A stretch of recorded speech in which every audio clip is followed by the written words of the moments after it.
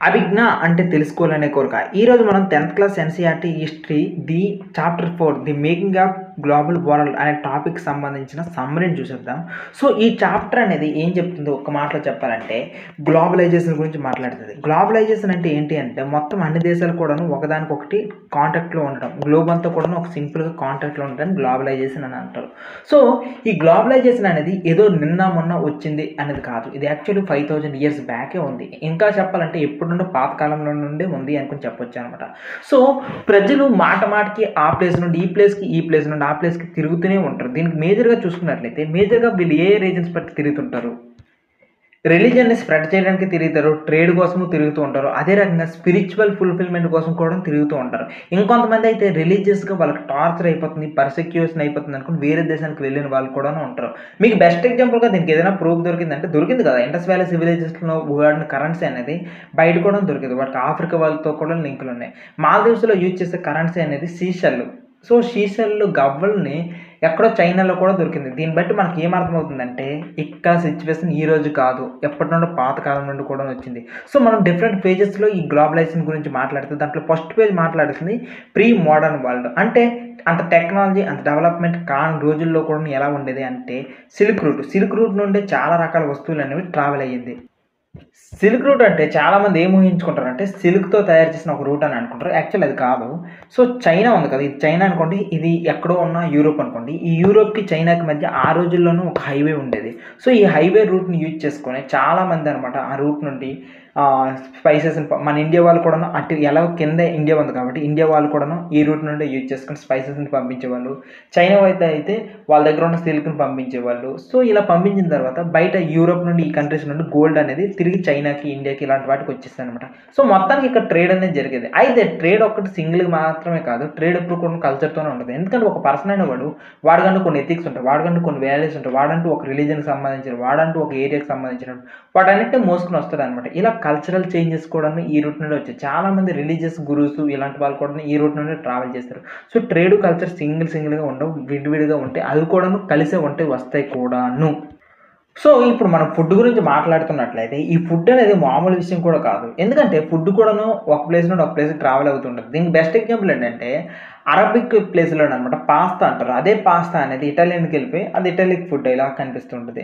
At the same time Chinese noodles ఉంటది కదా! అదే నూడిల్స్ అనేది మేజర్‌గా చూసుకున్నట్లయితే వెస్ట్ సైడ్‌కి వెళ్తే దాన్ననమాట స్పాగేటి అంటారు. సో, ఇలా వేరియస్ కూడా మారుతుంటాయి. ఇదే ఫుడ్ అనేది ఇంకా కాస్త డీటెయిల్‌గా మాట్లాడుకున్నట్లయితే 15థ్ సెంచరీ, 14థ్ సెంచరీ ఆ టైం మూవ్‌మెంట్‌లో 16థ్ సెంచరీ ఆ మూవ్‌మెంట్‌లో ఎవరికీ కూడాను పొటాటోస్, చిల్లీస్ ఏమి తెలియవు. మన ఇండియన్స్‌కి పొటాటో, చిల్లీ, బ్రింజల్ ఇవేమి తెలియవు. గ్రౌండ్ నట్ కూడా తెలియదు.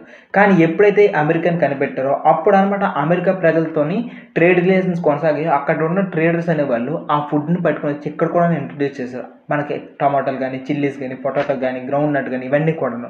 ఆశ్చర్యంగా అనిపిస్తుందా? ఆశ్చర్యపడాల్సిందే. ఇదంతా కూడాను గ్లోబలైజేషన్‌లో పార్టే. అంటే ఇప్పుడే కాదు గ్లోబలైజేషన్ అనేది అప్పుడులో నుండి కూడాను వచ్చింది అనే విషయం అర్థం చేసుకోవాలి. ఈ ఫుడ్ పైన ఎంతగా డిపెండ్ అవుతారంటే, ఇప్పుడు ఉదాహరణకి పొటాటో అనేది ఎప్పుడైతే యూరోప్‌లో ఇంట్రొడ్యూస్ చేశారో, అక్కడ ప్రజలందరూ కూడాను ఈ పొటాటోని మేజర్ ఫుడ్‌గా తీసుకొని మొదలుపెట్టారు. సో, ఒకానొక సిట్యుయేషన్‌లో ఏమవుతదంటే, పొటాటోకి చిన్న డిసీజ్ వచ్చేసి, ఆ సంవత్సరం పొటాటోలు పండవు. ప్రజలు ఫెమైన్‌లోకి వెళ్ళిపోతారు. మామూలు విషయం కాదు. కరువులోకి వెళ్ళిపోతారనమాట. అలాంటి సిట్యుయేషన్ కూడాను ఏర్పడింది. Just because of potato.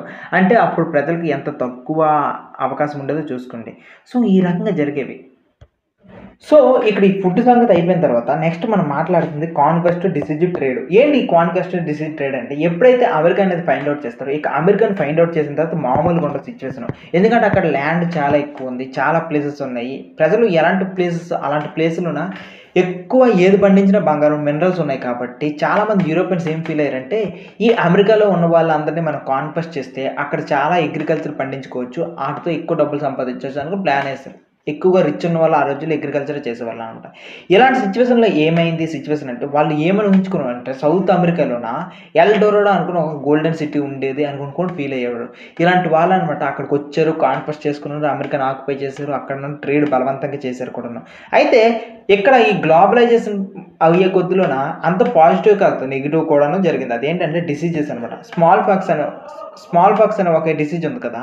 ఆ స్మాల్ పాక్స్ ఆల్రెడీ యూరోప్‌లో వచ్చేసింది కాబట్టి ఆల్రెడీ ఇమ్యూనిటీ పొందేశారు. ఎప్పుడైతే ఇక్కడున్న వాళ్ళు అమెరికాకెళ్లారో ఇలా అమెరికాకి వెళ్ళిన తర్వాత వాళ్ళు ఉన్న ఈ వైరస్ అనేది బయట వాళ్ళకి కూడా షోకేసింది. సో ఇప్పుడు ఏంటంటే యూరోపియన్స్కి ఏమవ్వదు, అమెరికన్స్కి మాత్రం ఆ వైరస్ కొత్త కాబట్టి వాళ్ళ పరిస్థితి చాలా మంది చచ్చిపోయారనమాట.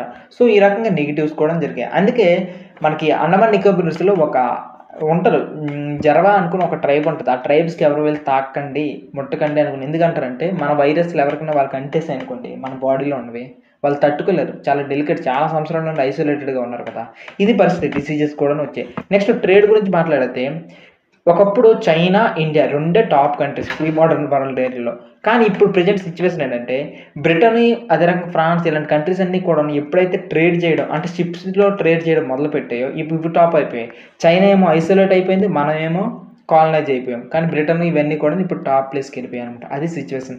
సో ఇది లెసన్. ఈ లెసన్ సంబంధించినంత వరకు కూడా గ్లోబల్ లెవెల్లో కనెక్షన్స్ అనేవి ఎలా వచ్చాయి అనేది ఫస్ట్ పార్ట్. 2024లో అటెంప్ట్ ఇచ్చే వాళ్ళకైతే ఇదే సిలబస్. కానీ ఈ లెసన్ మనం ఇంతవరకు ఆపలేదు, చాలా పెద్దగా చెప్పాం. ఆ తర్వాత నెక్స్ట్ ఏముంటుందంటే 19th సెంచరీలో కొద్దిగా టెక్నాలజీ పెరిగిపోతుంది అనమాట. ఎప్పుడైతే టెక్నాలజీ పెరిగిందో వీళ్ళ ఇండస్ట్రీస్ అనమాట బాగా డెవలప్ చేసుకుంటారు. ఎప్పుడైతే ఇండస్ట్రీస్ డెవలప్ అయ్యాయో మాస్ ప్రొడక్షన్ చేస్తారు. ఎప్పుడైతే మాస్ ప్రొడక్షన్ చేస్తారో ఆ మాస్ ప్రొడక్షన్ అనమాట చాలా దేశాల్లో వెళ్ళి అమ్ముకోవడానికి చూస్తారు. ఇలా అమ్ముకోవడానికి అనమాట వీళ్ళకి రా మెటీరియల్స్ కూడా కావాలి కదా. రా మెటీరియల్స్ కావాలన్నప్పుడు చాలా కంట్రీస్తో వెళ్ళి ట్రేడ్ చేసుకున్నారు. సో ఎంత నువ్వు ఇండస్ట్రీలో ప్రొడ్యూస్ చేస్తే అంత అమ్ముకుంటే అంత డబ్బులు అన్నమాట. ఇది పాజిటివ్ సైడ్. ఇది నెగిటివ్ సైడ్ ఏంటంటే ఇండస్ట్రీస్కి రా మెటీరియల్ కావాలి, అదే రకంగా ఒక మార్కెట్స్ కూడా కావాలి వచ్చిన వాటిని అమ్ముకోవడానికి. సో ఈ రెండు కూడాను ఒక ప్లేసెస్ని కాలనీగా చేసుకున్నాం అనుకోండి. అలా కాలనీగా చేస్తూ వాళ్ళు వచ్చినట్టు మన మాట వింటారు, మన అండర్లోనే ఉంటారు. కాబట్టి ఇది సెట్ అవుతుంది అనుకుని ఎక్కువగా ఈ టైంలో కొలోనియలిజం కూడా సెట్ అయింది అనమాట. ఈ తర్వాత నెక్స్ట్ మనం మాట్లాడాల్సింది ఏంటంటే వార్ టైం. సో ఈ వార్ టైంలో ఇంటర్ వార్ ఇయర్స్ అనేవి ఒకటి వస్తాయి. ఇది మేజర్గా కూడా ఫస్ట్ వరల్డ్ వార్, ఈ సెకండ్ వరల్డ్ వార్ ఈ టైంలో అంటారు. 1914, 1918, అది 1939, 1945. ఇంటర్ వార్ ఇయర్స్లో ఏం జరుగుతుందంటే సిచ్యువేషన్ ఎలా మారిపోయిందంటే ఇక్కడ ఏవైతే ఇండస్ట్రియలైజ్డ్గా డెవలప్డ్ అయ్యాయి ఆ కంట్రీస్ అన్ని పోటీ పడుతున్నాయి. ఎందుకు పోటీ పడుతున్నాయి అంటే మాకు కావాలి కాలనీస్, మాకు కావాలి కాలనీస్ అనుకుని పోటీ పడి వాళ్ళు తన్నుకొని అనమాట సిచ్యువేషన్ అంతా మారుస్తారు. దీనివల్ల ఏమైందంటే ఎకానమీ బాగా డౌన్ అయిపోయింది. అదే రకంగా అగ్రికల్చర్ ప్రొడక్షన్ డౌన్ అయిపోయింది. అదే రకంగా చూస్తే ఉమెన్కి అనమాట సిచ్యువేషన్ అనేది డెవలప్ అయింది. అబ్బాయిలంతా కూడా పనిలోకి వెళ్ళారు, అమ్మాయిలంతా కూడా పనిలోకి వచ్చారు. సో ఈ రకంగా అమ్మాయిలు వచ్చి పనిలో చేసి చాలా రకాల వరల్డ్లోనే చాలా సిచ్యువేషన్ మారాయి. వాట్ ఎవర్ ఇట్ మేబీ ఇక్కడ మీకు ఏం అర్థమవుతుందంటే ఈ వార్ టైంలో ఎప్పుడైతే ఈ సిచ్యువేషన్స్ అన్నీ క్లోజ్ అయిపోతున్నాయో అప్పుడు ప్రపంచం కూడా ఇబ్బందులు ఫేస్ చేస్తుంది. ఎందుకంటే అక్కడ తన్నుకుంది ఒక 5-6 దేశాలు అయినప్పటికీ కూడా ప్రపంచం అంతటి మీద ఇంపాక్ట్ పడుతుంది. This is because of purely globalisation. ఆ తర్వాత లాస్ట్లో చూసుకున్నట్లయితే రీబిల్డింగ్ ఆఫ్ ఎకానమీ అని మాట్లాడేటప్పుడు మనం ఈ టైంలో టెక్నాలజీ పెరిగిపోయింది. నెక్స్ట్ ఎవరెవరికి ఏ ప్లేసెస్ మీద ఆధిపత్యం ఉండాలి దాని మీద క్లారిటీ వచ్చి అన్నిటికీ ఫ్రీడమ్ ఇచ్చేయాలి అనేది కూడా తెలిసిపోయింది. ఇప్పుడు టెక్నాలజీ ఉంది, చాలా కంట్రీస్ ఫ్రీగా ఉన్నాయి, అన్ని కూడా ఇండస్ట్రియలైజ్డ్గా రెడీగా ఉంది. ఇలాంటప్పుడు ఏం ప్లాన్ చేసుకుందంటే మనం కానీ కొద్దిగా సెటప్ రూల్స్ కానీ పెట్టుకున్నాం అనుకోండి. రూల్స్ పెట్టుకుంటే దాన్ని బట్టి అందరూ ట్రేడ్ చేసుకుంటారు. ఆ రూల్స్ పెట్టుకోవడానికి IMF అదే రకంగా వరల్డ్ బ్యాంక్ ఈ రెండు కూడా వచ్చేసాయి. ఈ రెండు రూల్స్ పెట్టడం మాత్రమే కాదు, హెల్ప్ కూడా చేస్తాయి. ఆల్రెడీ యుద్ధాల్లో సంకనాకపోయిన దేశాలు ఉన్నాయి కదా, వాటన్నిటికీ కూడా హెల్ప్ చేసాయి అనుకోండి, వాళ్ళు రీకన్స్ట్రక్ట్ చేసుకుని మళ్ళీ తిరిగి డెవలప్ అయ్యే అవకాశాలు ఉంటాయి అనమాట. ఈ రకంగా తిరిగి ఈ రెండు రకాల ఇన్స్టిట్యూషన్స్ పెట్టుకుని ప్రపంచంలో ఎకనామిక్ స్టేబిలిటీని తీసుకుని రావడము, డబ్బు కావాలన్న వాళ్ళు డబ్బులు ఇచ్చేసి ఈ రకంగా ఎకానమీని ముందుకు తీసుకుని వెళ్ళి అన్ని కంట్రీస్ కూడా గ్లోబలైజ్డ్ ఎకానమీకి అనమాట. అన్ని కంట్రీస్ అన్నిటికీ చేసుకుంటారు. ఇదే టైంలో మీరు ఇంకొకటి దాని గురించి నేర్చుకుంటారు, అదే బ్రెటన్ వుడ్స్ కాన్ఫరెన్స్. ఈ బ్రెటన్ వుడ్స్ కాన్ఫరెన్స్లో ఈ IMF వరల్డ్ బ్యాంక్ క్రియేట్ అవ్వడం ఎంత ముఖ్యమో డాలర్ అనే దానికి కూడా వాల్యూ పెరగడం ముఖ్యం, అంతే ముఖ్యం అనమాట. ఫిక్స్డ్ ఎక్స్చేంజ్ రేట్ తీసుకుని వచ్చి డాలర్కి విలువ పెరుగుతుంది. దాన్ని అందరూ అదే కరెన్సీని పెగ్ చేసుకుని అందరూ వాడుకుంటారు కూడా ఈ బ్రెటన్ వుడ్స్ కాన్ఫరెన్స్లో. ఆ తర్వాత లాస్ట్లో ఏం జరుగుతుందంటే MNCs.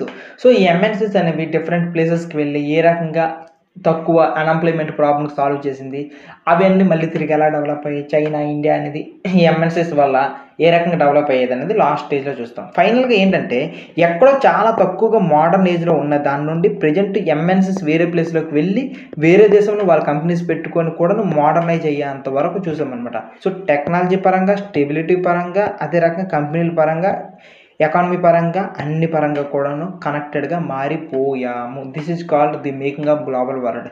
ఈరోజు ఒకే ఒక్క వస్తువు ఆగిపోయిందా చైనా నుండి రావడము, మిగిలిన దేశాలన్నిటి సిచ్యువేషన్ మారిపోతాయి. అంతర్లా ఇంటర్ కనెక్ట్ అయిపోయింది. ఇదంతా కూడాను ఎక్కడో ప్రీ మోడర్న్ వరల్డ్ నుండి మొదలు పెడితే ప్రజెంట్ ఇక్కడ